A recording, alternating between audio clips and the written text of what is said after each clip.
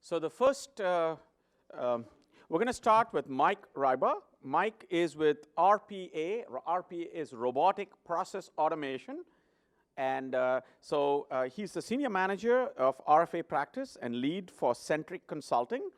He attended Roosevelt University. Prior to working at Centric, he held many positions: executive services manager for NCR, manager of governance and configuration management at GoGo. He's been at Centric Consulting since 2017. Normally, when you think robots, you think physical devices, but robotic process automation is a whole new area that is growing rapidly. This is one of the things I told Mike, I'm trying to convince our accountants that they're all going to disappear unless they learn about RPA. So I'm going to take diligent notes and see that we can convince our accountants that there's still hope for them if they learn some more programming. Take it away. Great, thank you, everyone. You can hear me? Yes. I can hear myself, so that's good. So, good afternoon, everyone. I never know, it's always tough to present right after lunch, because it's either everyone's energized from their food or everyone's going to be sleeping. I'm not sure. So hopefully I won't put you to sleep. But just a little bit about myself. As Dr. Iyer said, Mike Ryba with Centric Consulting. I've been with them for about 2.5 years. I was talking to some gentlemen this morning. I've been in the IT industry for about 37 years now, so I've been around for quite some time. We were having a conversation this morning talking about my high school days, how I used to use key punch machines and sorters and tabulators back in high school with wire boards, where I actually had to wire up calculations to actually get the tabulator to work. So I've been around for quite some time. Just a little bit more about myself. I'm actually based just outside of Tampa, Florida, but I am a Hoosier by birth. I was born in Hammond, Indiana, and raised in Calumet City, Illinois. Pretty much lived my entire life in the Chicagoland area, outside of 2 years down in Tampa, and then we moved back there last year. We just got tired of the winters. So, and after the winter they had last year, I'm glad that we moved down there. A little bit more about myself, because I think it's really important. I like for people to know who I am as a person. I have 3 children. I have 6 grandchildren. My 6 grandkids all live up in the Chicago area, so I get a chance to get up there a lot, my wife and I, to visit them, which is really nice. All our family is still up there, and so we have an opportunity to get up there quite a lot. And the one thing that no one said today, Bryce had it on his presentation, so I'm going to say, boiler up. Right. I'm a Big Ten fan. I am a fan of that team that is east of here in Champaign. I'm a big women's volleyball fan, so I've been on this campus numerous times for Illinois-Purdue volleyball matches. And I have to tell you, I hate the big drum. Can't stand it. Because the opposing fan section is next to the big drum. But it's all good.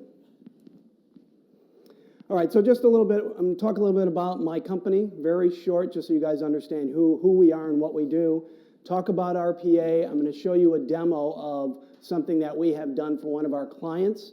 Talk a little bit about it. Talk about the vendors that are out there and some of the things that you can do as faculty, as students, as business owners to get into this space. Talk a little bit about use cases for manufacturing and some of the cost benefits with RPA. And then hopefully we'll have a Q&A at the end. I'll try and stay on time. So Centric Consulting is 20 years old. We turned 20 years old this year. We are a smaller consulting firm compared to some of the bigger ones, the EYs, the PwCs. As I said, we have about 1,000 consultants. We have 200 developers of a variety of technologies in our office in Centric, India. As I said, we've been in business 20 years. Our model is a little bit different than most other consulting firms. Our model is based on local business units. So what we try and do is we have local representation, and as a matter of fact, we have a business unit that represents the Indianapolis area. And the resources, our staff, we try and staff them locally so that they don't have to travel like a traditional consulting firm. So they can stay local. Our resources love that. Our attrition rate is under 5%. We hardly ever lose anybody just because of that model. They can be home. They can be with their family. Now, we do have a national practice, which I am a part of. Sorry about that. And so I do some travel. Not a lot, but we either work from home or we work at a client location. So it's actually a really nice opportunity for us.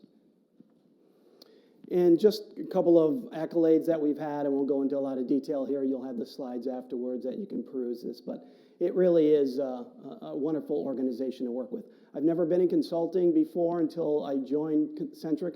I've worked for large firms, multinational firms my entire career, so it's kind of refreshing to have this kind of family-type feel as part of the organization. All right, so robotic process automation. RPA. When you heard of that term, who thought of physical robots? Right? I would think most people would, right? It is not physical robots. It is software robots. And we'll talk a little bit more about what that means. And it's really making a big way into the marketplace and has been for many years now. So what is RPA? RPA allows you to take back office type functions out of human actors' hands and put them into the hands of a digital worker. And we'll talk a little bit more about that. But what it does, it helps to eliminate repetitive, mundane, high volume tasks. So when we go in and we talk to companies, we ask them, what do you really hate doing? And believe you me, they all come to the door and say, I hate doing this, right? But not every process is ripe for automation. It may be too complex. It may have too many touch points. It may require a lot more cognitive thinking than a bot can produce. That's coming, though. A few years down the road, we're going to see that as well. But your primary responsibility or opportunity within RPA is to eliminate those repetitive tasks. The great thing about RPA is outside of getting one of the vendor tools, and we'll talk about the vendors here shortly, you don't have to invest any additional money in infrastructure. That digital worker is basically a human actor in your organization. So if you were going to go out and hire a new human being, give them credentials, give them a desktop, whatever they need, you're going to do the same thing for that digital worker. So it's no different. So you don't have to add any physical infrastructure, at least initially. It all depends on how big you grow your automation space. You don't need any of that physical infrastructure to get things going. Increase in data quality. So you've got human beings doing your work, and I saw this a few different times in a couple of different presentations about data quality, about quality overall. When you put humans in the equation, you're going to have errors, right? It's just human nature, right? You're going to be doing your work, someone may come over and talk to you, and maybe you lost your place, what you were doing, you replicate what you just did, or other things are going on, you're taking phone calls, you're just going to have those issues. With a digital worker, it does the same thing over and over and over again. Johnny might do it one way, Betty might do it another, Mary might do it another. These digital workers do it the same way every single time. We can get out to the marketplace a lot quicker using RPA. So for those of you who are familiar with APIs, right, application program interfaces, for a lot of legacy systems, old architected systems, you need APIs. But for those here who run businesses and you have an IT shop, you go into the IT queue, how long do you sit in that IT queue till your work gets done? Sometimes it never gets done, right? Other priorities come through, and that's what gets done. With RPA, it's a little bit different. You typically don't have to get into that IT queue. Typically, your RPA teams might be part of IT. They might be part of the business. It really all depends on what the organization wants to do, right? And so we can help assist in kind of generating that pipeline and getting things in the queue to make sure that they're getting done for you. Speed to market, I talked about, leveraging your existing system assets. And bottom line is, you can actually improve your external and your internal customer experience. Obviously, from an external customer experience, and I'll show you a demo of that today, you can see an increase there. But actually, you can see an increase in your own employee performance and experience. One of the first things, if I go into an organization or they talk about we're bringing software bots to come in and do the work, what's the first thing you think most people think of?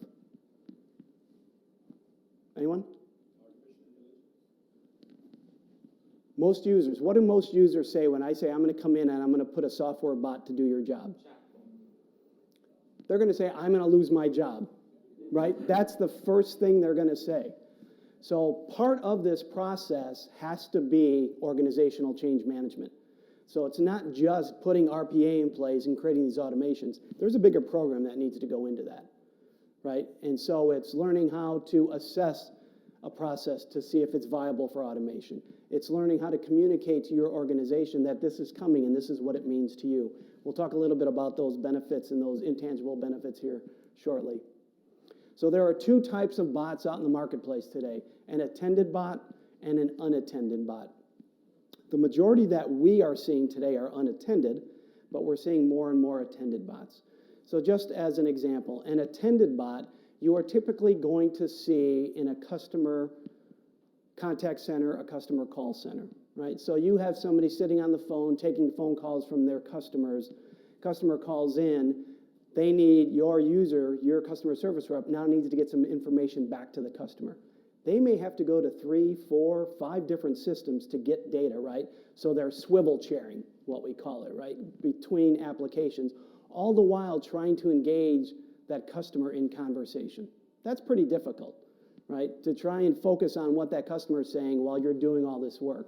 Well, with an attended bot, you can key in some data based upon a screen we would pop up for you and hit enter, and in the background, that bot's gathering all that information for you.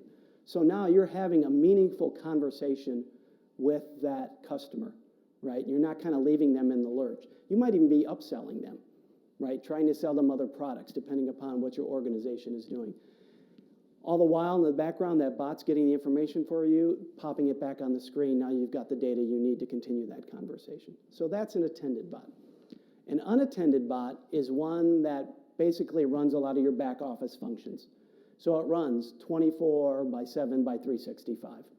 So it's a lot of report generation, maybe moving data from one system to another system, something that is not necessarily time dependent and can be run kind of in batch mode, if you will, overnight. But those things run all the time. They don't take vacation. They don't take sick days. Do they break? Yeah, they break. Any IT function breaks at some point in time, but they can run all the time. Human actors, we can't do that unless you're running 3 shifts, and even then, that's a little bit difficult to do as well. So those are the two types of bots that are out there. As I said, I see more unattended, but we are seeing more and more attended bots being requested by some of our customers. So this morning, there was a lot of discussion around 5S. I learned something new today, so that's good. I always want to try and take something away. Well, in our space, we have something called the 3 Rs: routine, repeatable, and rules-based. So those are the 3 things that you want to look at to see if you have a process or processes that are viable for automation, right? That's where you want to start. And then we dig a little bit deeper on that rules-based one into what we call the rule of 5. So if your process has no more than 5 decision points, no more than 5 integrations, that could be PDF, Excel, Outlook, a website, an internal application, and it has no more than 50 clicks, it's probably a good candidate for automation. Now, does that mean that if it's more than that, it's not, or less than that, it's not? No. We take a look at everything, but that's a good starting point, right? And part of the issue is that the organizations that we speak with, they try and automate everything, and they try and automate a process from start to finish. It typically doesn't work because it becomes too complex. It's too complex to do initially, and then it's too complex to maintain. So what we do is we go in there and we help them to find those certain tasks within that larger process that we can help automate, right? And so a lot of times we'll automate something, we'll create an output, and it'll go to the next step in the process, maybe for a human actor to take on that role. So this is just kind of the automation continuum, and this is where RPA is, right? And so you hear RPA and you're like, wow, this is wonderful technology. There's a lot we can do there. It's just scratching the surface. So the vendors, which I'll talk about here in just a little bit, right, we're getting down to that where it's cognitive computing, AI, machine learning, natural language processing. All of this is going to be incorporated into these RPA tools. So it's something more than just structured data being analyzed and decisions being made, right? We're going to start to bring in some more machine learning and cognitive thinking into those tools. At least the vendors are doing that. They're working on that today. Some are a little bit further along than others, but it's all going to come together. And in the next few years, we are going to get to this point where we don't have any human intervention on certain things. Don't get me wrong. We need humans, right? We talked about that all morning, right? It's a people world, right? And I'm a big people person, and I think that's where it starts. Everything else can just be added onto it, right? If you've got the right people doing the right things, thinking the right way, and having those conversations, that's where things need to start. All right, so this is always the exciting part because everyone always wants to see a demo of what this is and what it can do, right? So we have an insurance company, somewhat local in the Columbus, Ohio area that we've been working with for 9 months now. One of the bots that we built for them was for their customer service area. But it wasn't an attended bot. It was an unattended bot. Let me set it up for you. They have customer service agents that are supposed to be taking phone calls, but they're doing other things as well. This other thing was auditing policyholder information. So downloading reports, reviewing them, creating PDFs, creating emails, loading up to SharePoint, sending emails out to case managers to do further work. So they were doing all of this manual work while answering the phones. Well, the problem was they weren't answering the phones. They were more worried about getting this manual work done than taking care of their customers. So their customers were being placed on hold. They were going into voicemail. Not a good thing for a business, right? You want to make sure that the customer's first, and they're always first. So we went in there and created an automation for them to be able to do this manual kind of back-end type processing. So statistics show that it took about 4 minutes per policyholder to do this process. And you can see the numbers here. I'm not going to read through it. But the goal was actually to free up to 90% of that resources time so they can get them back on the phone, right? And basically, it really freed up even more than that because there were very few exceptions that came out of this automation process. So I would say it was probably closer to 95, 96%. They were back on the phones taking care of their customers because that's where they needed to be. All right, so I'm going to go ahead and run this for you. There is some textual content here that'll kind of tell you what this is doing. Keep in mind, it was 4 minutes as a manual process. It's down to about a minute to do all this work. So I'll let this run. Pardon the music.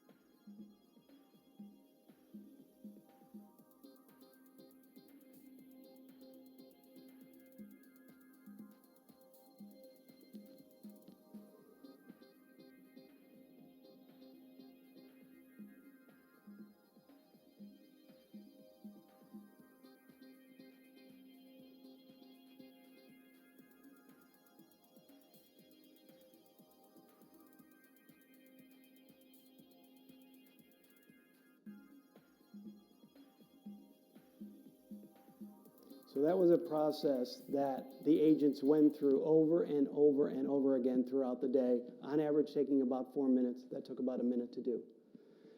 The thing that always amazes me here, and I understand, I work with Excel, not to a great extent. My favorite part is when it's formatting that Excel information, and it goes through that format like that. It typically takes me a good 10, 20 seconds just to figure out what tab to click on to do the formatting, right? That does it all for you. And keep in mind, it's going to do the same thing over and over and over again for every policyholder. So you're not going to get any spikes in what the human would do if they were actually working on that. All right, we'll touch a little bit on the RPA vendors. I mentioned that there were 3 big ones: UiPath, Automation Anywhere, and Blue Prism. Those are the 3 big RPA vendors out there. Blue Prism used to be number 1. They are now a public company. They've dropped to number 3 for a variety of reasons. I won't go into a lot of detail there, but it has to do with their pricing model and has to do with the availability of their product. UiPath is a Bulgarian organization. Automation Anywhere is here in the States, and Blue Prism is based in the UK. But UiPath and Automation Anywhere are privately held companies, so they're still funded by VCs, and they just got another $500 million in funding about 3 or 4 months ago. They just keep pumping money into this organization. There's pros and cons with that, right? Sometimes you grow too fast. You can't service your customer base well enough just because you're growing so fast. But those are the 3 vendors out there. Now, when people come to us and talk about RPA and they talk about which vendor should we choose, our firm is tool agnostic. We try and understand the tools so that we can help our customers make an informed decision on what they should do. But here's some of the common things that we hear either from the vendor or from the customer. You'll hear from the vendor, if anyone has had a chance to talk to them or does going forward, it's so easy anyone can do it. The vendors will tell you that. I disagree with that. It is easy, and you can be trained to do it. Anyone can really be trained to do it. But in my mind, having been in IT for such a long time, you need to have a level of technical acumen to do this well. You need to build these that are maintainable, that are scalable, that are reliable. And sometimes if you don't have that technical design background, those things don't come into play. You just build a bot to build a bot and get it out there, right? That's how I run through the process each and every day. We hear this from the customers all the time. Because when we go in there, we're trying to get as much information out of them as we can. Because we need to make that bot act like that human does 99% of the time, right? So we really have to dig deeper into what they really mean by that. It's slower than I expected. What's up with that? When they hear bots are coming in, they just think everything's going to run extremely fast. And it does, don't get me wrong. But you have to keep in mind, there's a human actor, there's a digital worker. They're going after the same systems. So if the human actor is waiting 30 seconds to get a mainframe response, so is that digital worker. He has to wait for that information to come back, right? It's just that human actor can't do anything because they're waiting for that response, right? So mainframe systems, poorly architected systems, you get a lot of slowdowns there. So that's why you see things slow down a little bit. We can actually slow down the bots to wait for information to come back from these systems so that they're not crashing because they're not getting information back in time.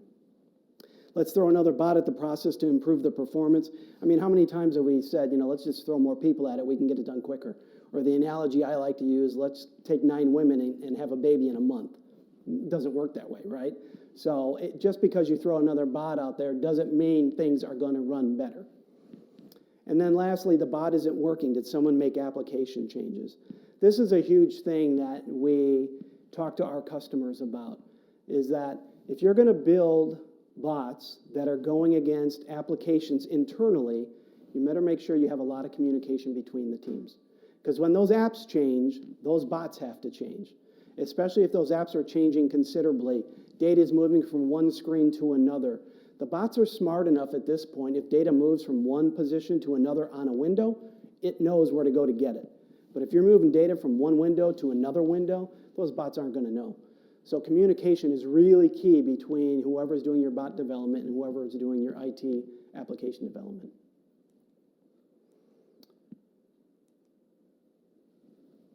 So use cases. I'm sure you're sitting there going, how's this going to help me in manufacturing? Well, certainly it's not going to help you on the floor. That's not what this is intended for. But it can certainly help you in a lot of back office functions, right? So these are just some of the use cases that are potentials. And really, any process is open for discussion for automation. But as I said before, not everyone is ripe for it. But those are some of the areas that you can start to take a look at to see where automation might be available. Now, what I'm going to show you here are some use cases and some results that were shared by UiPath, one of the vendors, for some of the work that they did for some organizations in the manufacturing space. So for HP, they tried to What they did was they tried to improve a lot of their processes first, which is what we espouse at our organization. Improve your process first, because if we automate a bad process, you're just going to get the same bad results just a lot quicker. It doesn't really help you at all. You're still going to have to fix all those issues. So let's go in there and see where we can help modify that process, make it better. There have been cases where we've enhanced the process. We no longer need that automation because we've enhanced the process so much. So HP kind of did that. They went in there. They had UiPath come in, and they've now deployed 109 bots in their organization. At the end of 2017, almost 63,000 employee hours were saved through that automation. $1.6 million. Here's another one. Paper was replaced by a web portal. That web portal then was used by these bots to get data, scrape it in. Done in 5 weeks. No errors, 0% error rate. ROI in 8 months. Processing time reduced by 78%. So you can see what this can do for you in an organization. Now, are you going to see those types of results? It all depends on what your process is, right? How many people are involved, what the volume of the transactions are, the complexity of the process. But this is what it can do for you, this type of effort. Here's another one, and I won't read that. You guys can go ahead and read that. This is basically just taking files and other data from SAP and doing some work, but you could see what the results are. And look at that, ROI in 3 months, and it only took 3 weeks to implement it.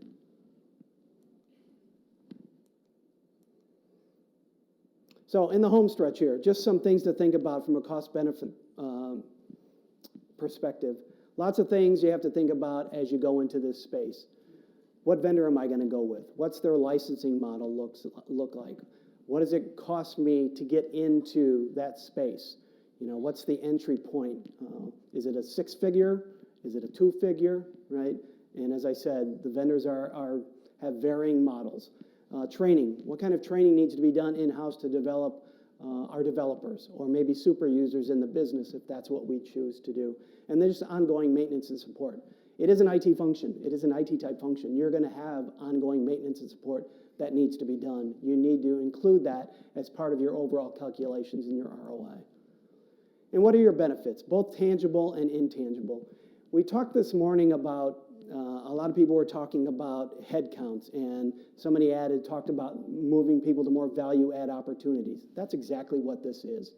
Very rarely do we see organizations tell us that they want to automate because they want to eliminate people's jobs. They want to reallocate those people. They want to put them in more value-add opportunities.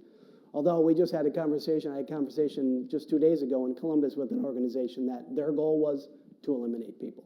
And they were bringing in automation to do that. But we don't see that a lot. We see it where they want to reallocate those resources for more value-add activities.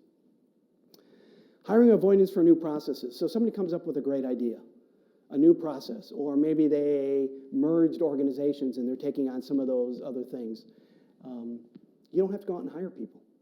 You don't have to spend costs on recruiting, on hiring, on facilities, putting people in desks, butts and chairs, right? All of that has to be taken into account for your ROI. Lots of other things here. One thing that I want to focus on here is process metrics.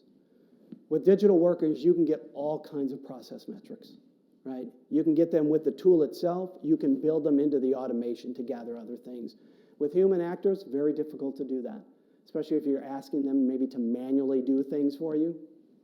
You know they're not going to do it, or at least they're not going to do it consistently. So that's a big deal. The other big deal is compliance and security. We hear that a lot. These tools are built to be HIPAA compliant, lots of other regulatory issue compliant. So they're being built that way so that when auditors come in, and we think auditors love it because they have a trail. Everything that bot does gets recorded. Unlike a human, it may or may not be recorded. So that's a big thing that we see in this space is compliance and security. And employee satisfaction. We actually see people more happy when automation comes in after they realize they're not losing their job because they're doing work that they would rather be doing. That's more value add for them and for the organization. So one thing that I want to mention before I wrap up here, and I talked to Dr. Iyer before this, UiPath and Automation Anywhere have free tools. You can download them. I would encourage the students, the faculty, everybody here today to go out to those sites and download their tools. Automation Anywhere and UiPath have free training online. So you can train yourself to build these bots. We have people at work that do it just for the fun of it and have built bots to manage some of their family life activities, right?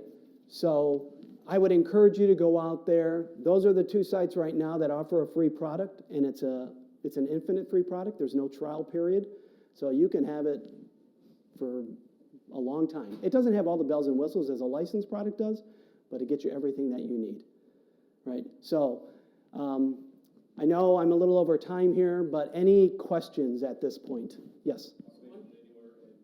UiPath. Yeah, so it's uipath.com and automationanywhere.com. Blue Prism does not have, they have a trial product that's only good for 30 days, but they have no free online training. So it's kind of difficult to use the product when you don't know how to use it. So, yeah. So Mike, one thing I'm still trying to figure out, in the old days, there used to be a script you would run that got everything out. Yep. What's the difference between a bot and a script, which is just a bunch of calls to various programs? So typically with those scripts, it was just that, right? Calls to programs, not a lot of logic or decisioning that goes into those things. Those bots can do a lot of that complex logic for you. So that's kind of where it puts it over the edge, right? We like to think and call it as screen scraping on steroids, right? So there's a lot more that these things can do for you. And the interfaces are very visual, drag and drop. There's a lot more string manipulation in Automation Anywhere than there is in Blue Prism and UiPath. But as I said, I think if you download it, take the training, I think you can create some pretty simple but yet effective bots that you can use personally, and maybe even if you're running a small business, right? You might be able to use it for your small business. So, yes? Some of the bots have machine learning capabilities as well, so that, hey, watch what I do for a while and see if you can figure it out. So that is being built in now. All three of the big companies are building that into their process. One of the other things that I think is really neat that UiPath and Automation Anywhere have is they actually have screen recording. So it cuts down on how much code you have to actually do. So you can actually record someone's active session, and it goes off and builds all the code for you. So you are that much further ahead of the game, right? So that's why we can get to market so much quicker, because we have a lot of that at our disposal. So I know I'm over time. I will be around here for just a little bit more. I need to get on a plane and go back home to Tampa. But I will leave some cards with Dr. Iyer, if that's okay with you. And if anyone has any interest in talking to me further, sorry about that, please feel free to reach out to me. Thank you.